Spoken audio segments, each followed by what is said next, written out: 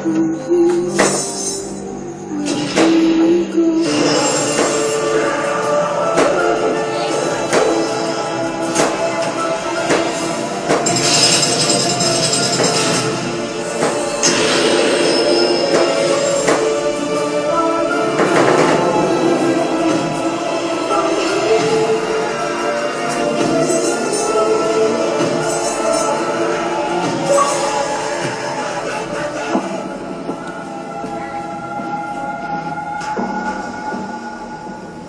was a challenge to try and capture something as iconic as Alcatraz. You know about this. This is arguably the most famous prison in the world, and now you're in it. Just the space, the physicality of it, because it's quite claustrophobic.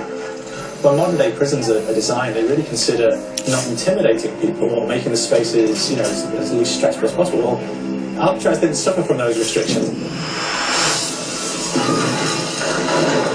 They did the research, they went out, studied Alcatraz, not just from books or internet. They were actually there to feel the environment, so it really sets a mood that gets you a little spooked. Well, we kind of started with the base layout of Alcatraz. The entire island we ended up roughing out in kind of a white box form, and then figuring out what play spaces we wanted to use out of that, what would be the most interesting areas to play in, and the connections between spaces, and spaces that the public doesn't necessarily get to go into. We really did a lot of pushing to really enhance that psychological horror aspect that we're really looking for. And this is a really good opportunity to really tell something special. Like I got stuck right through the gates to hell. This time around, I feel like it's been identified that there are these side missions that you're going to go out and try to accomplish. Al and the rest of the groups put together this escape plan. But the point is to get the parts and assemble this plane so they can get off the island. We did something new for the first time. We have actually contextual music that goes on. So that's the first for zombies. And it's all based around this horror thriller aspect. Every location will have a specific stinger that you hear when you find it, when you discover it, when you start unraveling the story, we start building on the music that you're hearing, and it's really enhancing that experience and going along with it in parallel.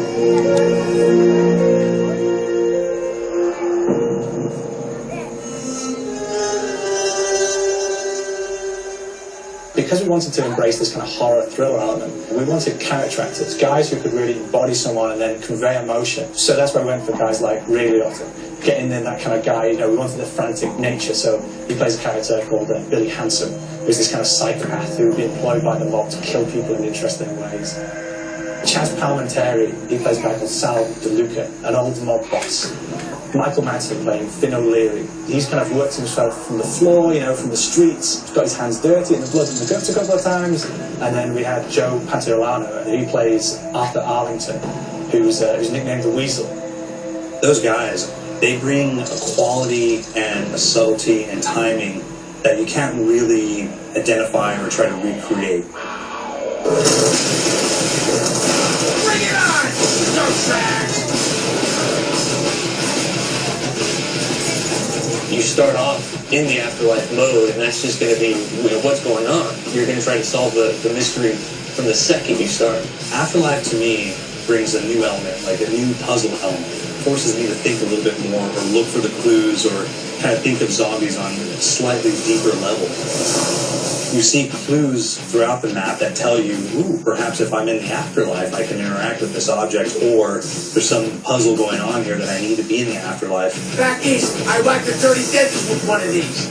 Took forever. Alcatraz has a Civil War kind of fort background before it turned into a penitentiary. And so we had this kind of backstory, the idea that the warden would have collected Civil War weaponry. One of them is a blundergat. It's a fictional weapon, but the idea of the combination between a blunderbuss and a Gatling gun. And possibly, it might be a way of upgrading it to a more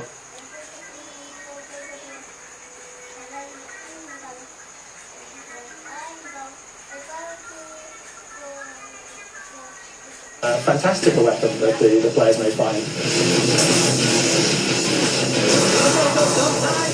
You just went now. There's one main zombie, one big zombie that's going to come through and wreak havoc on your life. He'll lock down the perk machine and close down the box, so you have to pay to get that open again. So you don't want him to interfere with your process.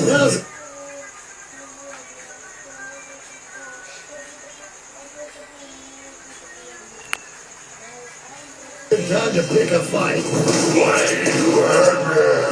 It's a fun challenge. It keeps things moving forward. In terms of perks, we have a new perk called Electric Cherry. When you reload, it gives a shock around, rescales over time. Who's asking for it, ball?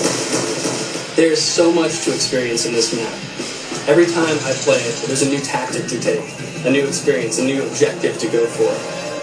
But there's also this layer of things that we aren't exactly exposing to the players right off the bat and will need to be discovered. So let me go. Is it the calling? We've got the undead in there, we've got these historical elements.